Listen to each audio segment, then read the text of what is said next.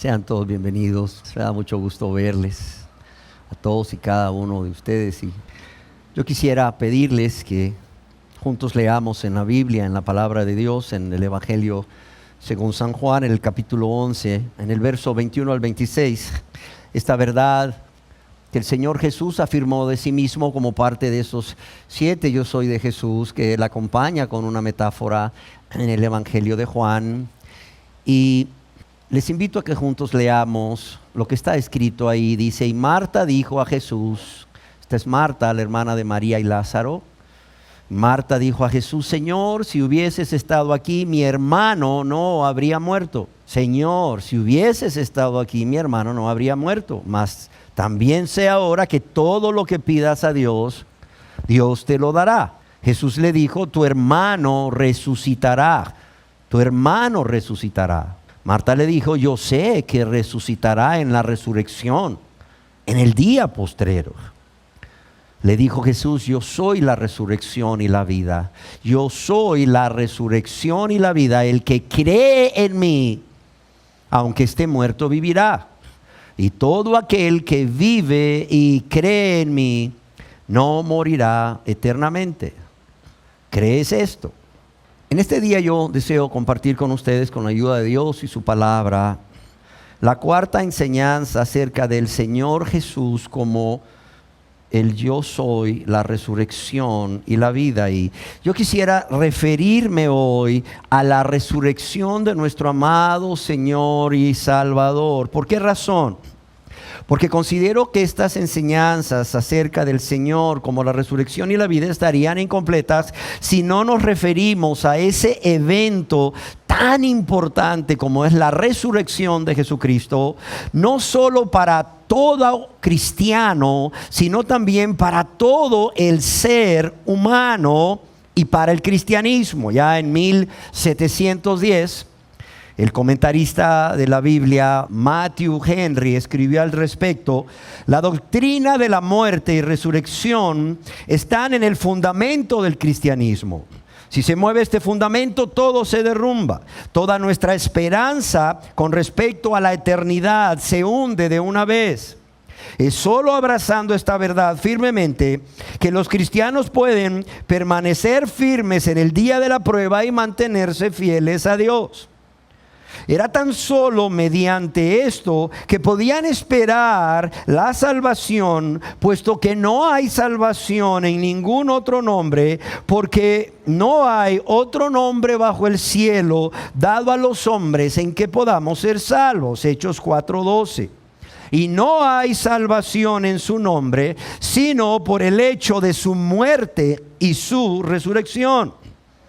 La muerte y el volver a la vida, la crucifixión de nuestro Redentor y su conquista sobre la muerte son la misma fuente de nuestra vida y esperanza espiritual. Lo leo de nuevo. La muerte y el volver a la vida, la crucifixión de nuestro Redentor y su conquista sobre la muerte son la misma fuente de nuestra vida y esperanza espiritual. Pues si Cristo no resucitó, escribe Matthew Henry, nuestra predicación es vana y vana también es nuestra fe. Y es que, amados y amadas, una de las piedras fundamentales de la fe cristiana, una piedra firme e inamovible, es la evidencia histórica ¿de qué? De que el Señor Jesús resucitó. Y aquí, ante esta evidencia, tú y yo podemos mantenernos firmes y librar la batalla de la fe. ¿Por qué? Porque tenemos una verdad que no puede ser refutada. Esta verdad puede ser negada por muchos, pero realmente ante toda la evidencia que existe de que el Señor Jesús resucitó, esta verdad no puede ser refutada. En su libro Evidencia que exige un veredicto, el cual recomiendo a todos los aquí presentes para su lectura y meditación, Josh McDowell escribió: Jesús tiene 3 credenciales básicas. La primera, el impacto de su vida sobre la historia. La segunda, las profecías cumplidas en su vida. Y la tercera, su resurrección. De modo que la resurrección de Jesucristo y el cristianismo permanecen en pie o caen juntos. Y continúa escribiendo McDowell. Todas las grandes religiones del mundo, excepto 4 de ellas, están basadas en meras suposiciones o proposiciones filosóficas. Y de las 4 que están basadas en personalidades, más bien que en un sistema filosófico, solamente el cristianismo reclama tener vacía la tumba de su fundador. Actualmente se considera que existen entre 4,000 y 5,000 religiones diferentes en todo el mundo. Sin embargo, de las 4 religiones más importantes del mundo en las que se puede identificar un fundador, como son el judaísmo, el islamismo y el budismo, y en donde también se involucra el cristianismo como una de ellas, solamente los cristianos podemos afirmar con toda seguridad que las evidencias demuestran que la tumba de el fundador del cristianismo, que la tumba de Jesús está vacía. ¿Por qué? Por cuanto Él venció a la muerte y resucitó. Hasta aquí lo que escribe McDowell. Y ahora veamos un poco de estas 4 religiones. El budismo, al cual pertenecen entre 400 a 600 millones de personas aproximadamente en todo el mundo. Comenzó hace aproximadamente unos 2,500 años en la India y está basado en las enseñanzas de Siddhartha Gautama, popularmente conocido como el Buda, que también significa el iluminado. Pero ni Buda ni sus seguidores han reconocido primeramente que Buda es Dios, como Jesús sí afirmó ser uno con el Padre, ser Dios. Pero tampoco ni Buda ni sus seguidores dijeron o han dicho que Buda o Siddhartha Gautama iba a resucitar y resucitó. Resulta que Siddhartha Gautama o Buda murió en el año 483 o en el año 368 antes de Cristo, según los registros que se tomen en la India a la edad de 80 años. Y su cuerpo fue cremado y su cuerpo, ¿verdad? No se levantó de ese lugar donde lo depositaron. Así de sencillo. No hay ninguna evidencia acerca de que Buda dijese que iba a resucitar y que lo hiciese. Ahora bien, el judaísmo, considerada la más antigua de las 3 principales religiones monoteístas y la más pequeña considerando el número de sus miembros, y cuyos orígenes se remontan a Abraham hace más o menos unos 3,700 o 4,000 años antes de Cristo, y quien murió en el año más o menos 1900 antes de Cristo. Bueno, todos sabemos que Abraham nunca se consideró a sí mismo como Dios, como sí lo hizo el Señor Jesucristo, ni Abraham manifestó que resucitaría como lo hizo el Señor Jesucristo, y todos sabemos que tampoco resucitó de los muertos. El islamismo, fundado aproximadamente hace 1400 años en lo que hoy se conoce como Arabia Saudita por el profeta Mahoma, y que cuenta con 1,000 millones de miembros en todo el mundo. Óyelo bien, 1,000 millones de miembros en todo el mundo. Este hombre Mahoma, el fundador de esta religión, tampoco se consideró a sí mismo como Dios, como Jesucristo, sino que Alá era Dios y él solamente su profeta. Tampoco dijo que resucitaría y no hay evidencias de que lo hizo. Este hombre Mahoma murió el 8 de junio en el año 632 después de Cristo en la ciudad de Medina, a la edad de 61 años, y su tumba, es donde supuestamente están sus restos, es visitada hoy por miles de mahometanos cada año. Y bueno, pues ni él dijo que resucitaría, y pues ni los seguidores creen que resucitó. Al contrario, ellos veneran y visitan su tumba, y bueno, este hombre todavía, su cuerpo está ahí, o lo que queda de su cuerpo. W.J. Sparrow Simpson escribió en el siglo XIX en Inglaterra con respecto a la resurrección de nuestro Señor Jesucristo algo que llama mucho la atención y que nos hace ver la importancia que la resurrección debe de tener para todos nosotros. Dice: el sermón de Pedro en el día de Pentecostés está total y enteramente basado sobre la resurrección.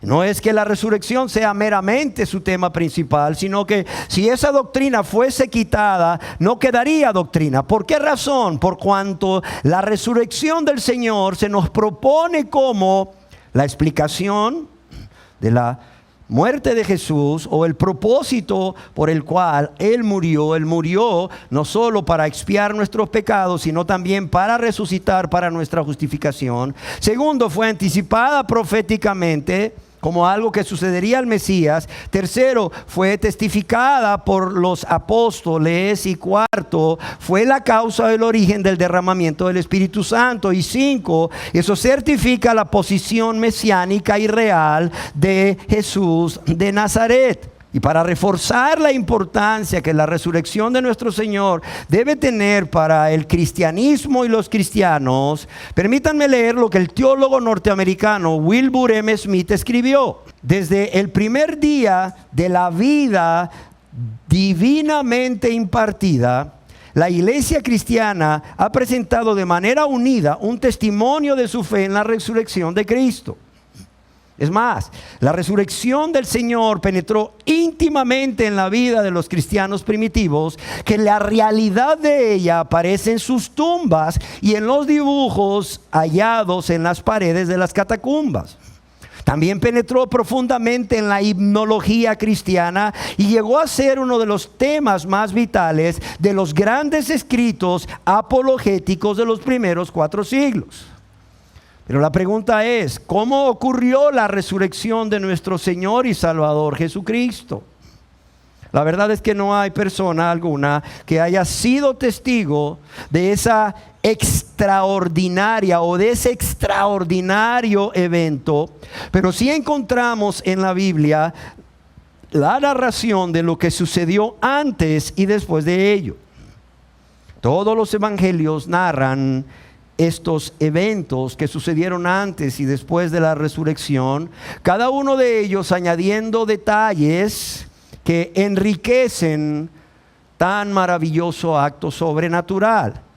Pero permítanme leerles lo que el evangelista Mateo, inspirado por Dios, nos dice desde el capítulo 27, verso 57 y el capítulo 28, verso 1 al 10. Y dice así: cuando llegó la noche, esto es después de la muerte del Señor Jesús, cuando llegó la noche, vino un hombre rico de Arimatea llamado José, que también había sido discípulo de Jesús. Este fue a Pilato y pidió el cuerpo de Jesús.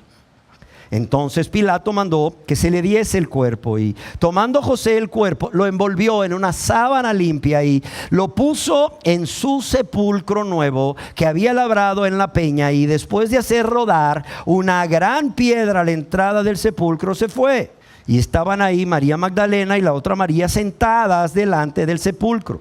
Pasado el día de reposo, al amanecer el primer día de la semana, vinieron María Magdalena y la otra María a ver el sepulcro, y hubo un gran terremoto, porque un ángel del Señor, descendiendo del cielo y llegando, removió la piedra y se sentó sobre ella. Su aspecto era como un relámpago y su vestido blanco como la nieve. Y de miedo de él, los guardas temblaron y se quedaron como muertos. Mas el ángel respondiendo dijo a las mujeres: no temáis vosotras, porque sé que buscáis a Jesús, el que fue crucificado. No está aquí, pues ha resucitado como dijo.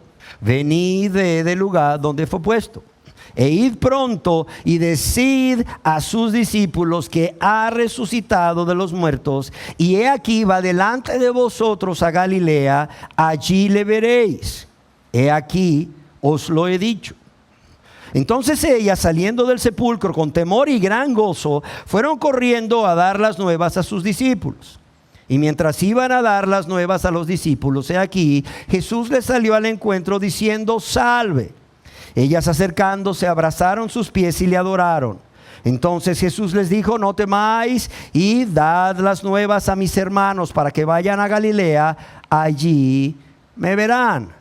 Amados y amadas, la resurrección del Señor Jesús es el hecho más digno de creer. ¿Por qué razón?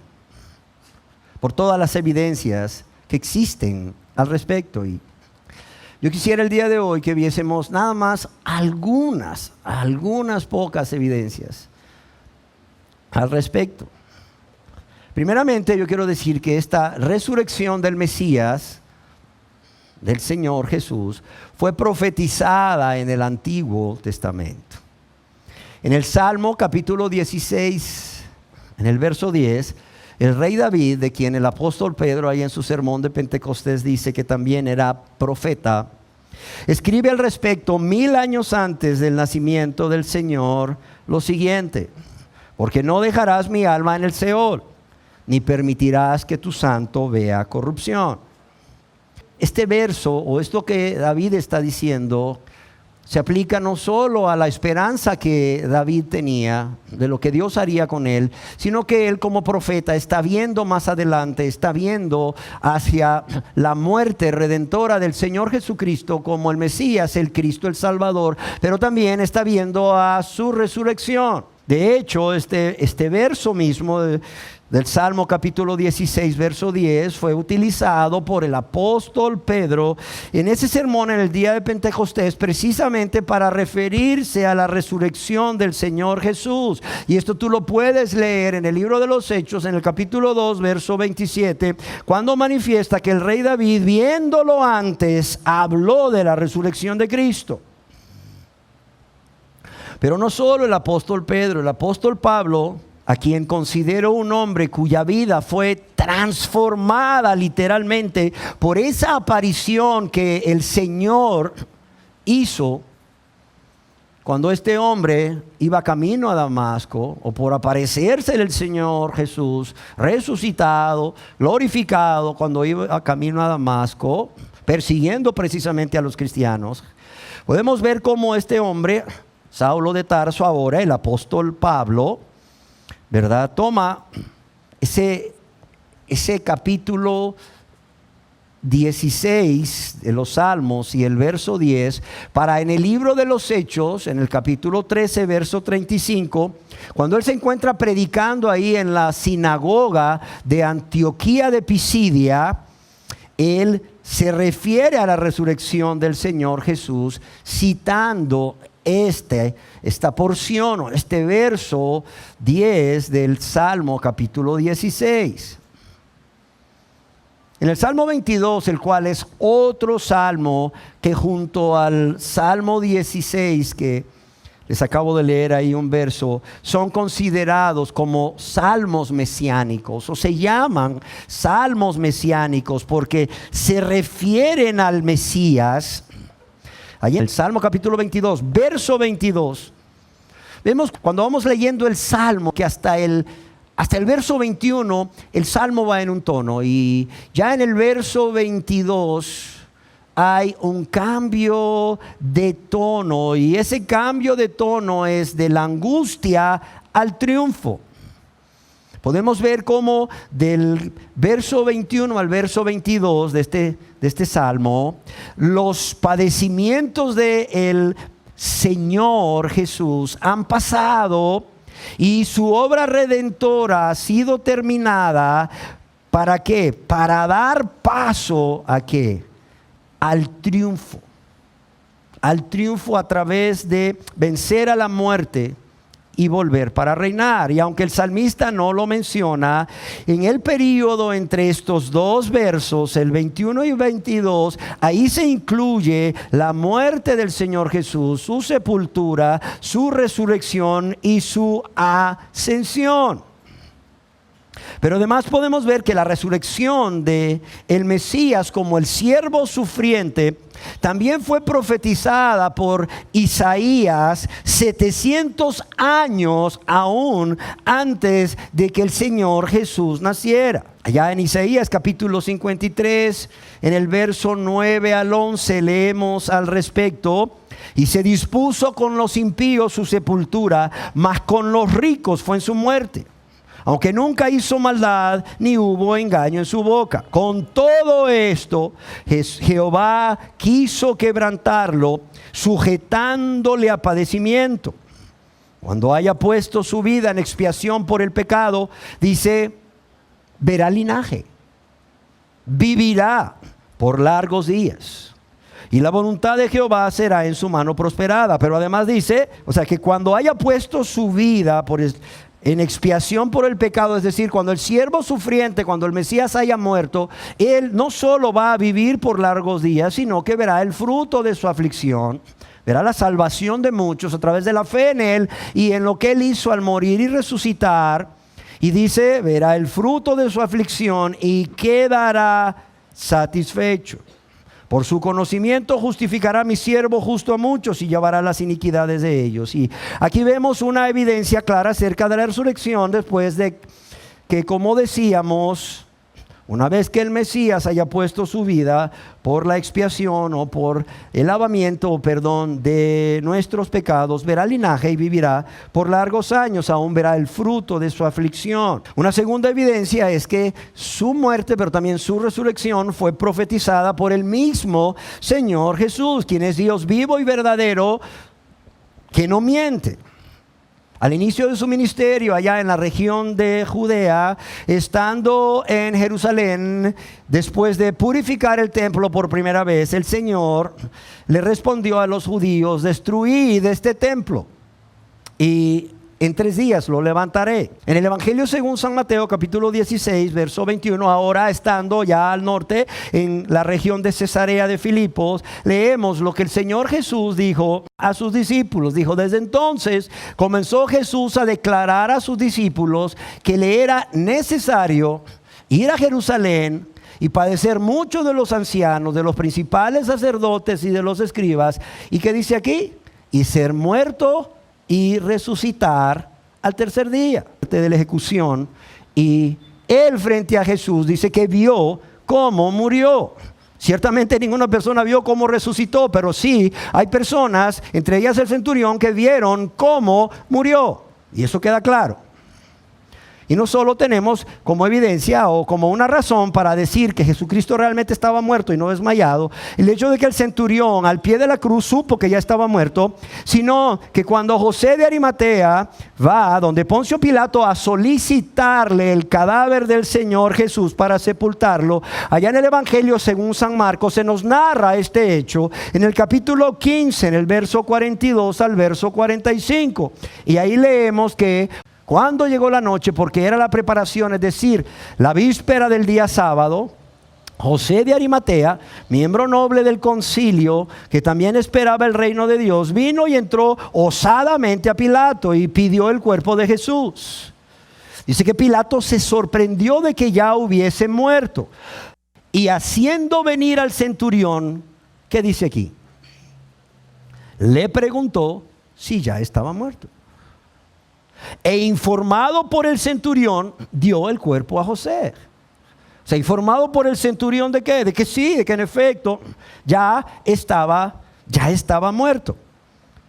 Ahora, el hecho de que Pilato entregara el cuerpo del Señor a José, por medio de este acto, los romanos, oiga bien, por medio de este acto de la entrega del cadáver del Señor Jesús a José, los romanos declaraban oficialmente muerto a Jesús, como escribe John MacArthur. La quinta razón es el mismo testimonio de los principales sacerdotes y algunos fariseos. Es interesante ver que, aunque los discípulos no creyeron cuando las mujeres llegaron a decirles que el Señor había resucitado, estos líderes religiosos que sí se opusieron al Señor Jesús durante su ministerio terrenal, al grado de llevarlo hasta la cruz, al grado de asesinarlo, estos sí creían que el Señor estaba muerto y temían que sucediese lo que Él había dicho, había profetizado, que iba a resucitar, para que los discípulos no se robaran su cuerpo y luego dijesen que el Señor había resucitado. En Mateo capítulo 27, versos 62 al 66, podemos leer lo siguiente. Dice: al día siguiente, que es después de la preparación, se reunieron los principales sacerdotes y los fariseos ante Pilato, diciendo: Señor, nos acordamos que aquel engañador dijo, fíjese bien, primero creían que había muerto, dice, viviendo aún, dice. Otras versiones lo traducen: cuando aún vivía o cuando todavía estaba con vida. Es decir, los principales sacerdotes y los fariseos dan testimonio de que el Señor había muerto. Aún sus enemigos dan su testimonio de que había muerto. Dijo, después de 3 días resucitaré. Vemos cómo cuando los discípulos no se acordaban de esto, increíblemente, por lo que fuese, por temor o por dolor, o porque todavía no habían entendido, como veremos más adelante, estos hombres impíos sí tenían claro que el Señor Jesús había dicho que después de 3 días iba a resucitar. Otra sexta razón es que si realmente el Señor estaba solamente desmayado, Él se hubiera muerto de asfixia al envolver José de Arimatea y Nicodemo el cuerpo con lienzos firmemente enrollados en todo su cuerpo, los cuales se pegaban al cuerpo del muerto a causa de las especies que ponían al ir colocando los lienzos en el cuerpo. ¿Por qué? Porque estas especias aromáticas, o de estas especias aromáticas que fueron como unas 100 libras, aunque algunos historiadores que fueron como unas 70 libras dicen, ¿verdad? Una de las especias aromáticas era la mirra en polvo, que con el calor esta mirra se volvía más que una sustancia pegajosa, una pasta pegajosa que hacía que los lienzos se adhirieran firmemente a todo su cuerpo. O sea, no podía haber estado el Señor todo el tiempo que estuvo en la tumba con esto y decir que podía respirar si realmente hubiera estado solamente desmayado y no muerto como estaba. La séptima razón es que si realmente no estaba muerto, sino que solo desmayado y se levantó, la pregunta es cómo salió del sepulcro si había una gran piedra que pesaba muchísimo, cerrando la única entrada que había a ese sepulcro, y por cierto, una piedra que debía de ser removida por varios hombres desde afuera. Además, ahí estaban los soldados romanos afuera cuidando la tumba, precisamente para que nadie llegase o sus discípulos llegasen y se robasen el cadáver y dijesen que había resucitado. Y pues si estos hombres hubieran llegado y hubieran removido la piedra y hubieran sacado el cuerpo de Jesús, seguramente los soldados que estaban ahí, primero lo hubieran impedido que los discípulos hicieran eso. Y si el Señor Jesús hubiera salido solo de ahí, porque solo estaba desmayado, los soldados lo hubieran visto y le hubieran dado muerte y nunca hubiera aparecido vivo ante tantos testigos. Si realmente él era un impostor nada más, un engañador, como decían los principales sacerdotes y los fariseos que fueron a Pilato. Cuando decían, recordamos que aquel engañador, si realmente él no hubiera muerto como dijo que iba a morir, hubiera sido un mentiroso, un engañador. Él no hubiera tenido el poder sobrenatural para resucitar con un cuerpo glorificado y salir de esa tumba sin necesidad de abrir la tumba o mover la piedra. Claro, pero si realmente él solo estaba desmayado y no murió, o sea, él tenía como un ser humano que haber movido esa piedra desde adentro, lo cual era imposible. Y si hubiese sido posible, con todo el estado de salud, el mal estado de salud, el deteriorado estado de salud en que estaba después de todo lo que pasó previo a la crucifixión y durante la crucifixión, los soldados lo hubieran matado. Ahora bien, hay otra evidencia de su resurrección, y esta es una cuarta evidencia. No solo su muerte, sino la tumba vacía. Hasta aquí hemos visto que los profetas del Antiguo Testamento profetizaron su muerte y su resurrección.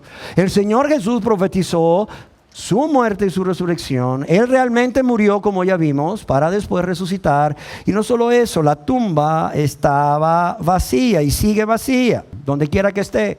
Y es que digo esto porque así como han surgido falsas teorías para hacernos creer que el Señor Jesús no murió realmente, sino que solo estaba desmayado, también han surgido falsas teorías para hacernos creer que la tumba de nuestro Señor Jesús no está vacía, o no estaba vacía y no está vacía. Y hay muchas de estas teorías, sin embargo, mencionaré una de ellas, que los discípulos robaron su cuerpo. Otra de ellas, por decir una más, es que las mujeres llegaron al sepulcro equivocado, lo cual es muy difícil. Ahora, la pregunta es, ¿realmente sus discípulos robaron su cuerpo? Veamos, al igual que con la evidencia anterior, que falsas declaraciones o teorías que tratan de desmentir esto, veamos que esto es imposible. Hay varias razones, muchas razones, por las cuales es imposible que la tumba estuviese vacía, porque los discípulos robaron su cuerpo, ¿verdad? Como los los principales sacerdotes y las autoridades judías le dijeron a los soldados que dijeran, o le ordenaron a los soldados que dijeran, después de darles una fuerte suma de dinero y ofrecerles protección con el gobernador. La primera de ellas es que los discípulos no pudieron haberse robado el cuerpo de Jesús, y por eso la tumba estaba vacía, porque estos hombres eran hombres de Dios, hombres que amaban a Dios, hombres que querían hacer la voluntad de Dios y de su maestro, que también es Dios. Y por tanto, estos hombres no iban a mentir, y no iban a mentir en algo pero tan importante. En algo tan importante. En este libro de evidencia que exige un veredicto, Josh McDowell cita a James Roscoe, quien escribe: los discípulos eran hombres de honor y no podían haber introducido una mentira entre el pueblo. Ellos pasaron el resto de sus vidas proclamando el mensaje de la resurrección. Ellos estaban dispuestos a enfrentar arrestos, golpes y muertes horribles, y ninguno de ellos jamás negó que el Señor hubiese resucitado, ni se retractó de su creencia en la resurrección del Señor. Hasta aquí lo que escribió Roscoe. Y la verdad es que nadie muere por una mentira. Nadie muere por una mentira. Es más, las personas son capaces de mentir, ¿pero para qué? Para evitar su muerte. La segunda razón es que los discípulos estaban demasiado atemorizados como para ir y enfrentarse a 4 soldados romanos, cada uno de ellos entrenado para defender 3 metros cuadrados de tierra, y enfrentarse uno solo de ellos a 5 soldados enemigos en una batalla cuerpo a cuerpo. Para eso estaban entrenados. No en vano llegaron a ser el imperio que llegó a gobernar toda esa zona. Y todo esto para robarse el cuerpo de su maestro. Amén. ¿Cómo sabemos que estaban con miedo los discípulos? Bueno, en el Evangelio según San Juan, capítulo 20, verso 19, el escritor inspirado por Dios escribe al respecto: cuando llegó la noche de aquel mismo día, el primer día de la semana, o el primero de la semana, estando las puertas cerradas en el lugar donde los discípulos estaban reunidos, por miedo a los judíos, vino Jesús y puesto en medio les dijo: pasa a vosotros. Además, recordemos que estos mismos discípulos fueron los que salieron huyendo y abandonaron al Señor Jesús cuando llegó ahí, ¿verdad?, un grupo de la guardia romana y de la guardia del templo, los alguaciles del templo, acompañados con Judas ahí al huerto del Getsemaní para atrapar al Señor Jesús. Lo abandonaron. Y el que lo siguió, Pedro, dice que lo negó. O sea, estos hombres no estaban en ese momento en la condición de ir a enfrentarse a esos soldados. ¿Para qué? Para realmente robarse el cuerpo. La tercera razón de que esto no era posible es que los discípulos aún no habían entendido lo que Jesús les había dicho acerca de morir y al tercer día resucitar. Cosa que, como ya dijimos, sí lo habían entendido muy bien los líderes religiosos judíos, al grado que fueron donde Pilato. En el Evangelio según San Juan, capítulo 20, versos 8 y 9, el apóstol escribe al respecto: entonces entró también el otro discípulo que había venido primero al sepulcro y vio y creyó. La historia es esta: las mujeres llegan a decir que Jesús ha resucitado, y Pedro y Juan salen corriendo al sepulcro. Claro, Juan, un poco más joven, corrió más rápido, pero llegó hasta donde podía ver ahí que Jesús no estaba. Pero Pedro vino corriendo detrás de él y se metió hasta ahí mismo donde habían puesto el cuerpo. Y los dos vieron que el cuerpo ya no estaba aún como estaban los lienzos colocados. Entonces dice: entró también el otro discípulo que había venido primero, es decir, Juan, al sepulcro y vio y creyó. Dice, porque aún no habían entendido la escritura que era necesario que él resucitase de los muertos. Y claro está, esto demuestra que los discípulos no habían entendido completamente que las profecías del Antiguo Testamento con respecto a que el Mesías tenía que morir, pero que resucitaría, se debían o se tenían que cumplir en su amado Maestro Jesucristo. Y aunque ya vimos que el Señor se los dijo en varias ocasiones, claro que no lo habían asimilado. ¿Por qué razón no lo habían asimilado? Y los líderes religiosos sí. Bueno, no lo sabemos. Una de las causas es porque La resurrección estaba estrechamente relacionada con la muerte. La resurrección del Señor Jesús estaba estrechamente relacionada con su muerte. Y sus discípulos, que le amaban tanto al grado de que cuando Jesús le manifiesta o les manifiesta que es necesario, ¿verdad?, morir y resucitar, el apóstol Pedro viene y lo agarra y se lo lleva aparte y le empieza a suplicar que no permita que esto le suceda. Fue ahí cuando el Señor Jesús le dijo: apártate de mí, Satanás, porque me eres tropiezo. Una de las causas podía ser que el pensar en la resurrección, pero antes en la muerte de su amado maestro, lo cual no quería por ninguna manera, o les provocaba mucho dolor o les provocaba mucho temor el perderlo y el saber que ya no iba a estar con ellos como había estado siempre. Y seguramente o probablemente prefirieron no dedicar tiempo para meditar esto. Y es hasta que el apóstol Juan, después de que Pedro ha entrado hasta el lugar donde colocaron a Jesús, entra y ve la tumba vacía y ve ahí cómo han quedado los lienzos en que lo envolvieron, creyó finalmente. Y podemos decir que fue el primero de ellos en que unió las profecías del Antiguo Testamento con lo que el Señor les había dicho y con la realidad que él estaba observando con sus propios ojos en ese momento. Y claro, creyó, dice, porque aún no habían entendido la Escritura, que era necesario que él resucitase de los muertos. Es por ello que todos los discípulos los vemos desconsolados, atemorizados, y vemos que no le creyeron a las mujeres cuando éstas llegaron diciéndoles: el Señor ha resucitado. Y debido a esto es prácticamente imposible que no solo fueran y robaran el cadáver, sino que aún se sentaran a hacer un plan ahí: a ver, vamos a ver, sentémonos para que vayamos y nos robemos el cadáver. Olvídense, la resurrección del Señor en esos momentos no estaba en sus mentes, aunque sí en los líderes religiosos. Pero en sus mentes no estaba. Y prueba de eso es que en lugar de hacer lo que el Señor les mandó a decir, ¿verdad?, que hicieran para verse, dos de ellos se fueron camino a Emaús, ¿verdad? Ahí van tranquilos, camino a Emaús. La cuarta razón es que es imposible que todos los soldados se hubiesen quedado dormidos, y por ello los discípulos hubiesen podido llegar ahí, mover la piedra y robarse el cuerpo del Señor. Porque aunque la guardia estaba formada por 4 soldados y 3 de ellos podían relajarse o dormitar un rato, era obligatorio que uno de ellos quedase despierto vigilando. ¿Por qué? Porque si los 4 se dormían y algo sucedía con eso que ellos estaban guardando, a ellos los mataban. Sus oficiales superiores los mataban, punto. Y los soldados sabían eso.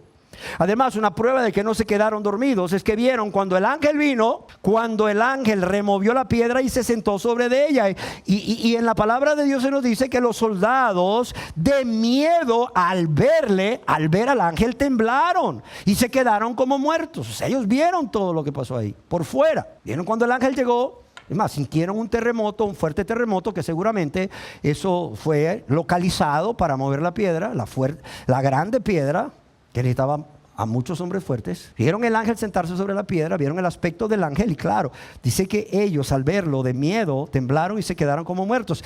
Dirán algunos, bueno, ahí fue cuando los discípulos llegaron en ese momento a robar el cuerpo, porque el ángel quitó la piedra, amados. El ángel no quitó la piedra para que saliera el Señor. No. El ángel no quitó la piedra para que saliera el Señor. Entonces, ¿para qué la quitó? Para que las mujeres y los discípulos, en este caso Pedro y Juan, pudieran llegar, pudieran entrar y pudieran comprobar que ya no estaba ahí, sino que había resucitado, y pudiesen ser testigos de la resurrección del Señor Jesús. De modo que cuando la piedra ha sido removida, el cuerpo de Cristo ya no está.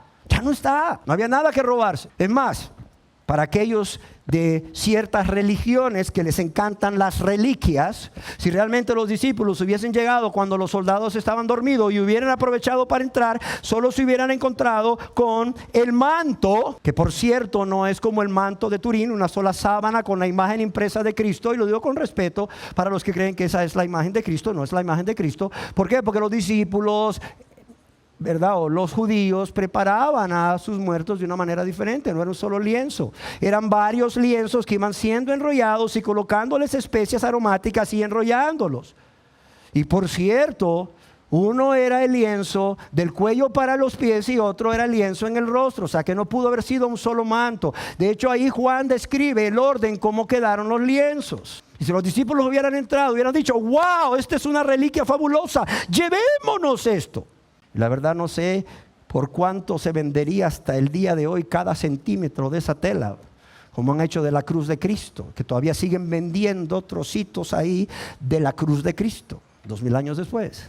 Ahora bien, la quinta razón es porque cuando los soldados cuentan lo sucedido a los principales sacerdotes, ellos no refutaron lo dicho por ellos, sino que lo creyeron como cierto. Es por ello que para sobornarlos les dieron mucho dinero a los soldados, para que dijeran una mentira.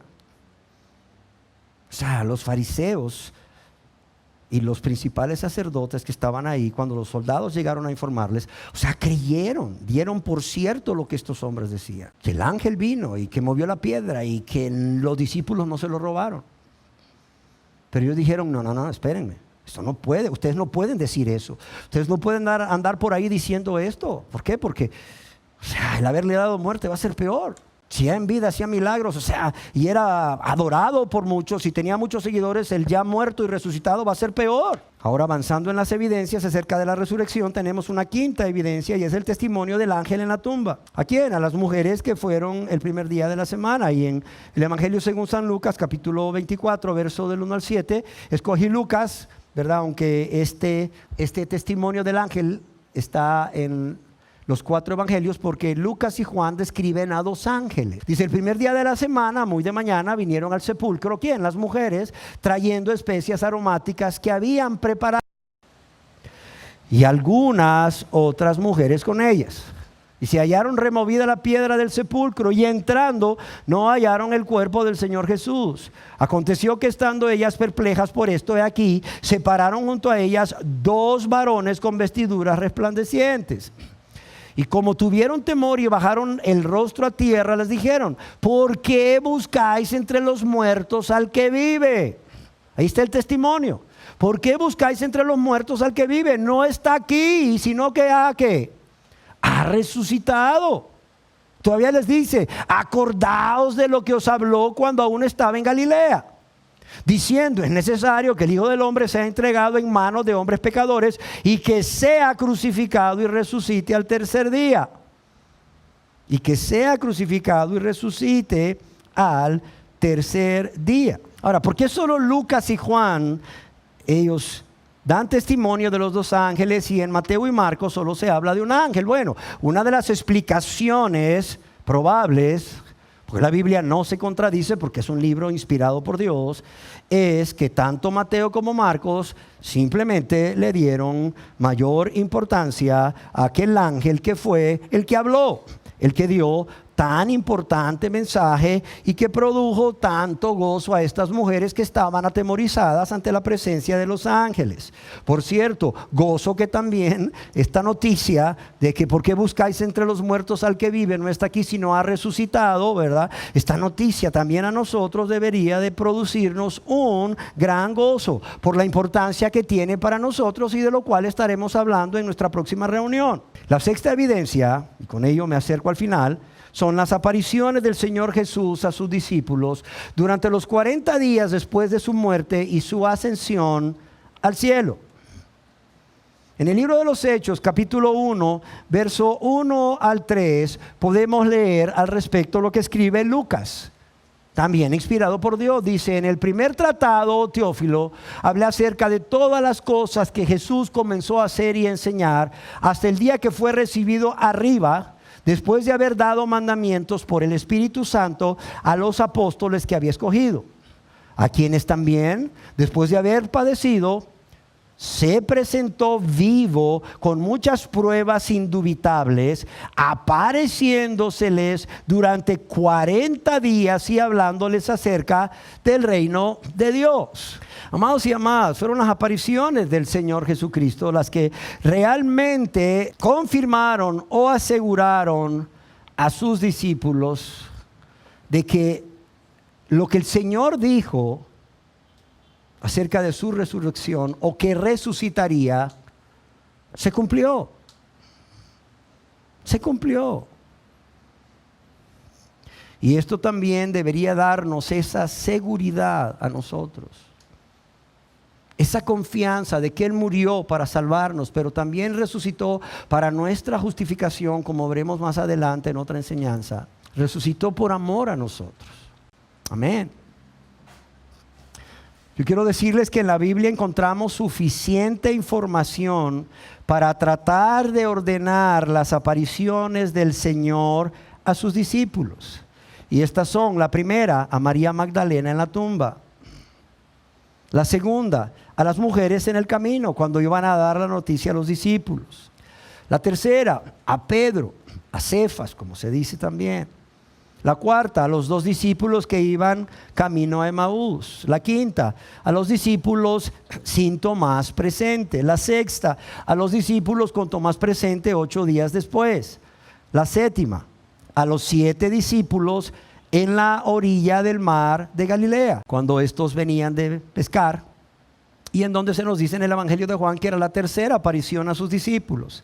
La octava, y esto lo narra el apóstol Pablo, a más de 500 discípulos, probablemente en Galilea, de los cuales nos dice Pablo, muchos vivían, y por cierto, podían dar testimonio de que Jesucristo no había resucitado, como aseguraban los apóstoles, si esta aparición de Jesús ante ellos no hubiese sucedido. Pero ninguno de ellos se atrevió a decirle a los apóstoles: no es cierto, Él no resucitó, sí murió y no resucitó, porque ellos mismos lo habían visto resucitado en un cuerpo glorificado. Una novena aparición es a Jacobo, el medio hermano de Jesús. De esto nos habla el apóstol Pablo en 1 Corintios capítulo 15 verso 7.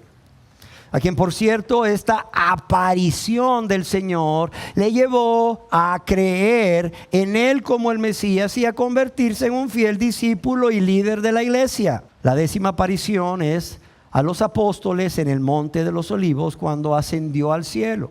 Y a estas apariciones yo considero que deberíamos añadir la aparición a Saulo de Tarso, cuando él iba camino a Damasco, porque ciertamente se le apareció. Ahora, ¿qué importancia tiene para cada uno de nosotros el hecho de que el Señor Jesucristo haya resucitado? Yo quiero decirles que la resurrección del Señor es vital, o es de vital importancia para todos los aquí presentes, cristianos y no cristianos, por muchísimas razones, y estas razones van a ser el tema de nuestra próxima enseñanza. Sin embargo, yo deseo que meditemos en lo siguiente, y esto es en cómo la vida de aquellos discípulos del Señor fue impactada en gran manera al ser testigos de su resurrección.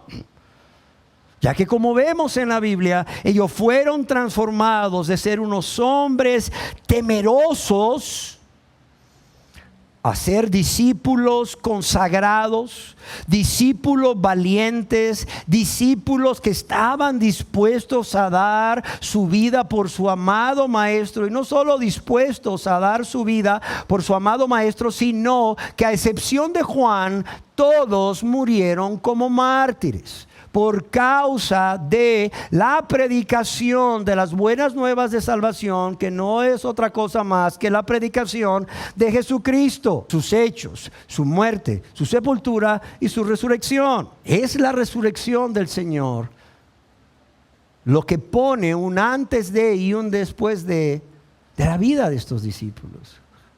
Es el hecho glorioso y extraordinario de la resurrección lo que transforma la vida de estos hombres. Antes de que ellos realmente fuesen testigos de que el Señor había resucitado, cualquiera de nosotros podía pensar que el cristianismo iba a morir ahí mismo, que nunca iba a existir cristianismo. El Maestro está muerto. Aquellos a quienes Él preparó por 3 años y medio para que continuasen esta obra después de su muerte, estaban encerrados, llenos de miedo. O sea, ¿cómo iban estos hombres a salir y a predicar?